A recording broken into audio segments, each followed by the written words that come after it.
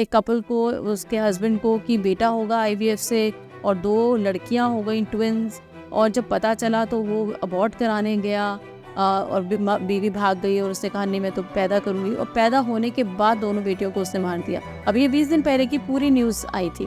चाहे कैसे भी फीचर्स हैं आपके, मगर अगर आपके वूम में, आपके यूट्रस में मैंने उनका एम्ब्रियो डाला जो कि 6 फुटा गोरा हेजल आइज वाला है, तो आप उसी तरीके का बच्चा पैदा कर देंगे। जो प्रोसेस हम बॉडी के अंदर फलोपियन ट्यूब में होती है नेचुरली, वो बाहर कर रहे हैं। नमस्कार दोस्तों, मिस्टिक इनसाइट्स क्लिप्स देखते रहिए to make yourself strong spiritually, physically, mentally and socially, and to get more updates subscribe the channel.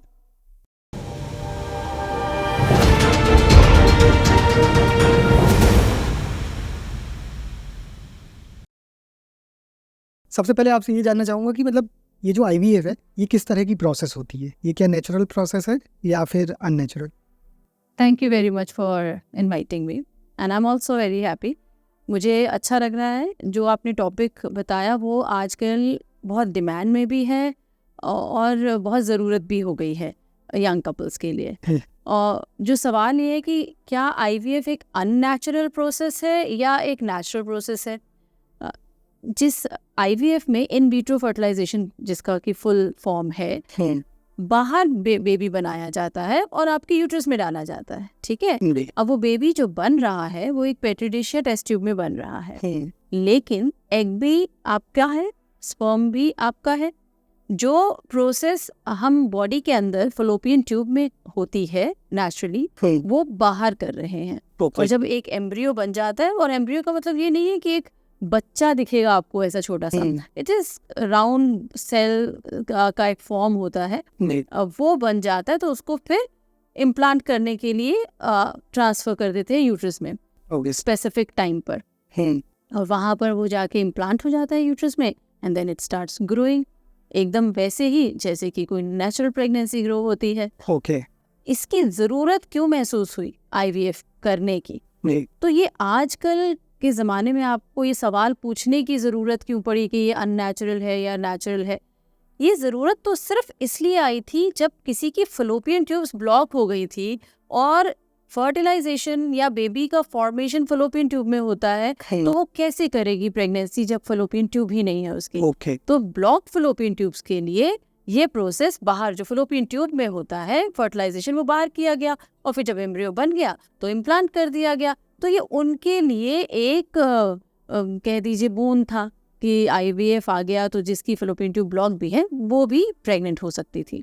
अच्छा, तो इसके थ्रू जो भी बेबी बॉर्न होता है, तो ये मतलब किसकी तरह ज़्यादा होता है, या फिर ऐसी भी कोई डिमांड आती है क्या कि इनकी तरह हो, ऐसा कुछ करिए, ऐसा कुछ होता है क्या? अगर आपका बच्चा है तो आप ही जैसा लगेगा। नहीं, बिल्कुल। कुछ क्योंकि स्पर्म के कुछ फीचर्स आएंगे, कुछ माँ के फीचर्स एग से आएंगे। हमने ऐसा कुछ आर्टिफिशियल उसमें किया नहीं होता, तो वो वैसा ही होगा बच्चा जैसा नेचुरल कंसेप्शन से होता है। लेकिन इसी सवाल का जो बी पार्ट है वो ये है कि क्या हम इंजीनियर्ड बेबी बना सकते हैं आईवीएफ से? तो हाँ, सेलिब्रिटी और इन सब ने एक फैशन कर दिया है, जिसमें कि अगर मुझे आपकी जैसी नीली आंखों या हरी आंखों वाला हेजल आइज वाला बच्चा चाहिए, मुझे इस तरीके की हाइट चाहिए, उस तरीके का, तो फिर हम एक सिलेक्शन कर लेते हैं। तो हम कहते हैं कि अच्छा ये है, आपको ये पैरामीटर्स है, इसमें ये एक मॉडल है, इसका स्पर्म ला देते हैं, इसकी हेजल आइज है, इसकी 6 फुट हाइट है, ये है, और आपको माँ कैसी चाहिए वो बता दीजिए। उसका मतलब they are models who would donate their sperm and egg, तो उनके स्पर्म और एग का बेबी बनाया। अब आप चाहे कैसे भी फीचर्स हैं आपके, मगर अगर आपके वूम में, आपके यूट्रस में मैंने उनका एम्ब्रियो डाला जो कि 6 फुटा गोरा हेजल आइज वाला है, तो आप उसी तरीके का बच्चा पैदा कर देंगे। बिल्कुल, है ना, तो वो इंजीनियर्ड बेबी हो गया। हाँ, कुछ कंट्रीज में ये भी होता है। लेकिन क्या मतलब आपने ये चीज़ें देखी है, लोगों की डिमांड ऐसी भी आती है क्या कि मुझे पर्टिकुलर सेलिब्रिटी की तरह मतलब बच्चा चाहिए, भले वो स्पर्म डोनेट करते हैं तो उनका यूज़ किया जाए, लेकिन ऐसा कुछ डिमांड है मार्केट में या नहीं है? डिमांड तो है ही। अच्छा, डिमांड है। डिमांड तो है ही, मगर वही है कि क्योंकि ये बहुत ही अच्छे इंडिया में रोबस्ट लॉज हैं, सरोगेसी पर भी और अब इनफर्टिलिटी पर भी, IVF पर भी ART के लॉज बन गए। जो पहले लोग गलत इस्तेमाल कर लेते थे उनका, अब वो नहीं कर पाएंगे, है ना। तो अभी जिसको ज़रूरत है, जिसका एक्चुअली स्पर्म नहीं है, उसको एक स्पर्म डोनर की ज़रूरत है, तो उसको मिलेगा। अगर आपके अंदर स्पर्म है फिर भी आप चाहते हैं कि ऐसा, तो आप शायद अब्रॉड जाके करा पाएंगे ये बात, क्योंकि वहाँ पर वो लॉ नहीं है, मगर यहाँ पर नहीं हो पाएगा। ऐसे ही अगर एक औरत के एग नहीं बन रहे, जल्दी ख़त्म हो गए because she had been into chemotherapy, भी किसी वजह से कैंसर की थेरेपी चली और एग ख़त्म हो गई, या कोई XY रीज़न की वजह से, अब उसके खुद के एग्स नहीं है, उसको डोनर एग चाहिए, तभी मिलेगा। आपकी इच्छा है कि आपको ऐसा चाहिए, तो अभी वो लॉ थोड़े स्ट्रिक्ट हो गए। यहाँ पे स्ट्रिक्ट है, बाहर तो ये सब चीज़ें बहुत हो रही हैं। ओके, अच्छा, एक जगह मैंने पढ़ा था कि मतलब IVF के थ्रू ट्विंस होने के चांसेस बढ़ जाते हैं, तो क्या ये सही है? हाँ, क्योंकि IVF एक तो बहुत कॉस्टली प्रोसेस होता है, एक बहुत फ्रस्ट्रेटिंग भी होता है, क्योंकि आपको बहुत इंजेक्शंस लग रहे होते हैं, आप बहुत थक हार कर आते हैं कि अब इतने साल हो गए, 14 साल हो गए, 15 साल हो गए, नहीं हो पा रहा बच्चा, अब IVF कराना है आपने। तो जब ऐसा होता है तब हम जब एम्ब्रियो बनाते हैं, तो अगेन लॉ से बनने से पहले हम 3 एम्ब्रियोज डाल देते थे, तो ट्रिपलेट भी हो जाते थे, 3 बच्चे भी हो जाते थे। 2 एम्ब्रियो डालेंगे तो ट्विंस भी हो जाएंगे। लेकिन जब 3 एम्ब्रियो डालते थे तो ये सोच के नहीं डालते थे कि 3 हो जाएंगे, तो सोचते थे कि 2 तो पकड़ ही लेंगे यूट्रस को। ओके, तो जब 2 डालते हैं तो सोचते चलो 1 तो पकड़ ही लेगा, तो मतलब सक्सेस पॉसिबिलिटी रेट बढ़ाने के लिए। हाँ, तो सक्सेस रेट को बढ़ाने के लिए डाल देते थे। लेकिन फिर उसमें अगर दोनों ने ही पकड़ लिया या तीनों ने पकड़ लिया, तो फिर ट्रिपलेट भी हो जाते हैं, ट्विंस भी। Again now law has changed, so now we do only 1 embryo transfer. Okay, हाँ, सो कई बार 2 भी करते हैं, 2 से ज्यादा नहीं कर सकते हैं। ओके, जेंडर जो है यहाँ पे ये डिसाइड होता है क्या पहले से? लोग करते डिमांड, क्योंकि ऐसे लोगों की भी कमी नहीं है कि मुझे मतलब बॉय चाहिए या गर्ल चाहिए, तो ऐसे लोग हैं क्या, या ऐसा इसमें पॉसिबल होता है क्या? ओके, सो अगर मैं यहाँ पर शेयर कर सकूँ कि जो भी मैंने बुक लिखी है, आई वॉन्ट अ बॉय, उसमें इंडियन माइंडसेट का जो ऑर्थोडॉक्स माइंडसेट है, उसमें यही है कि भाई पहला बेटा हो जाए, या फिर अगर बेटी पहली हो गई है तो अब एक तो बेटा हो जाए। तो वो एक बेटे की इच्छा ख़त्म नहीं है, चाहे वो कोई भी सोशो इकोनॉमिक स्टेटस हो और या फिर कोई भी एजुकेशन स्टेटस हो आपके का।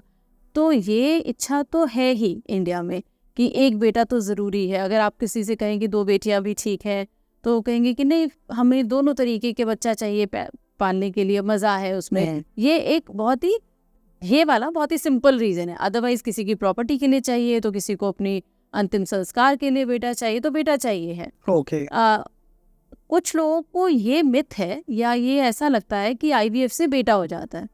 तो अभी अगर आप अभी से 15-20 दिन पहले का एक न्यूज़ देखें कि उसको लगा, एक कपल को, उसके हस्बैंड को, कि बेटा होगा IVF से, और 2 लड़कियां हो गई ट्विंस, और जब पता चला तो वो अबॉर्ट कराने गया और बीवी भाग गई और उसने कहा नहीं मैं तो पैदा करूंगी, और पैदा होने के बाद दोनों बेटियों को उसने मार दिया। अभी ये 20 दिन पहले की पूरी न्यूज़ आई थी। तो उसको ये लगा, और बहुत रोज़ ही आते हैं ऐसे मरीज़ के, अब ना हम एक IVF करा लेते हैं क्योंकि बेटा चाहिए। तो हम कहते हैं आपको किसने कहा IVF से बेटा होगा? ठीक है, उनको लगता है नेचुरली ही IVF में स्पर्म सिलेक्शन Y क्रोमोसोम का होता है, जो कि नहीं है। This is wrong. और दूसरी चीज़ ये है कि जो आपने कहा कि हाँ, क्या लोग पूछते हैं कि क्या बेटा ही कर दें आप, इंजीनियर्ड जेंडर कर दें आप? तो again it is a law here, यहाँ पर ये क्रिमिनल है। तो इंडिया में तो क्रिमिनल है। आप ना तो सेक्स अल्ट्रासाउंड से देख सकते हैं ड्यूरिंग प्रेगनेंसी, ना बता सकते हैं, और ना ही IVF में आप बेटा डाल दिया, बेटी डाल दी, बेटी भी नहीं, कुछ भी नहीं होता। मगर अगेन हम लोग तो बहुत स्मार्ट है ना इंडिया में, हम लोग बाहर जाके करा लेते हैं वही चीज़। ओके, हाँ, मतलब जैसे आपने कहा ना कि अल्ट्रासाउंड के थ्रू जैसे देख लेते हैं कि मतलब बेबी बॉय है या बेबी गर्ल है, तो मतलब पॉसिबल है, बट लेकिन हाँ, नहीं करना चाहिए क्योंकि ये एक प्रकार से क्राइम है। तो वैसे ही IVF में ये पॉसिबल है क्या कि मतलब क्या किया जाए? क्राइम है, नहीं करना चाहिए, नहीं करना, बोलना चाहिए। तो देखो पॉसिबल क्यों नहीं है, क्योंकि हम लोग टेस्ट कर सकते हैं ना। जैसे हम एम्ब्रियो का टेस्ट करते हैं कि उसमें कोई जेनेटिक अबनॉर्मैलिटी तो नहीं है। तो जब हम जेनेटिक अबनॉर्मैलिटी के लिए सारे क्रोमोसोम का काउंट देखते हैं, तो क्रोमोसोम नंबर 1, 2, 3 ऐसे हमारे पास 23 पेयर क्रोमोसोम है, जिसमें कि एक पेयर सेक्स वाला भी तो है। बिल्कुल। तो हम जब पूरा देखते हैं तो हमें पता चल गया कि जैसे किसी को 21 नंबर का क्रोमोसोम 3 है किसी बच्चे में, तो वो डाउन सिंड्रोम होगा। ऐसे ही अगर सेक्स क्रोमोसोम में एक एक्स है और एक नहीं है, 0 है, तो वो टर्नर सिंड्रोम होगा। तो वो एक अबनॉर्मैलिटी है। तो एक अबनॉर्मैलिटी तो बतानी पड़ती है ना कि देखो आपका एक बच्चे में ये क्रोमोसोमल अबनॉर्मैलिटी है। तो अगर हम क्रोमोसोम टेस्ट कर सकते हैं तो हमें पता है कि वो भी कर सकते हैं, बट वहाँ पर जब रिपोर्ट आती है तो इस लाइक पूरा ब्लैंक सेक्स क्रोमोसोम वाला नहीं दिखाया जाता, बिल्कुल। बाकी ऑटोसोम सारे दिखाए जाते अच्छा। हैं।